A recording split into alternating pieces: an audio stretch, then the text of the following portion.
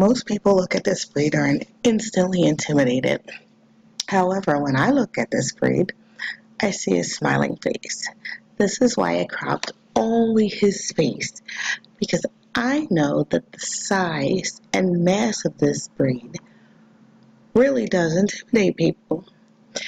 If you didn't know, this dog is a bulldog.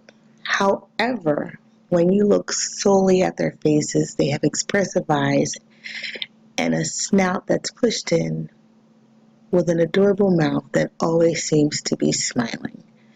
Hence why it's important to look at a dog and all of its features, especially its face.